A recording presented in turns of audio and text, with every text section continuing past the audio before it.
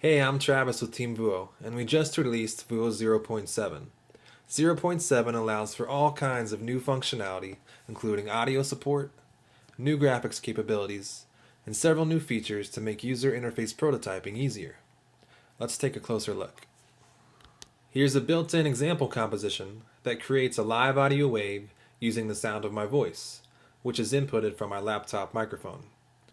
To take it a step further, here's an example composition that takes the same input of my voice and uses it to create a radial gradient. Cool. Here's another one that allows me to move my mouse up and down to control an audio wave.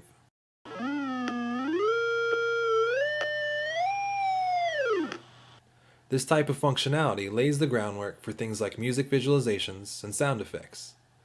For those keen on graphics, this is an example that reveals some of Vuo's new material lighting capabilities. Here we're looking at a three-dimensional tile with a spotlight circling above it. We've also added some new parametric nodes that allow you to use math expressions to do cool things like create a moving array of points, spin this shell, create three-dimensional terrain, and easily spread out three-dimensional objects within a scene. For those interested in user interface prototyping, Vuo has a host of new tools. Layers can now be dragged with the mouse, they can be aligned as you see fit, and animated with image feedback to draw trails behind them. Layers can now detect when a mouse is hovered over them. This allows for a ton of new interactivity, like changing the color, playing a sound, causing a new layer to appear, etc. We've also created 3 new nodes to help smooth out data streams.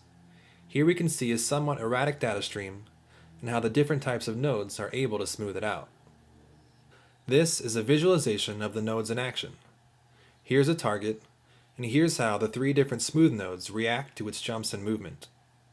Duration is controlled by regulating the time, rate is controlled by regulating the speed, and inertia, my favorite, is regulated by equations of basic physics. In other news, we've added nodes for keyboard input. We've been working with the developers of other applications to help them support Vuo plugins. Vuo 0.7 allows you to start creating plugins right now. Here's a custom image filter that pixelates and ripples an image. You can try it out in Vuo before using it in other applications. We've added an event throttling setting to help prevent compositions from slowing down when events are firing faster than a computer can process them. And we've also reduced the framework size by 25%. There's a whole lot more listed in the release notes, so feel free to check those out too.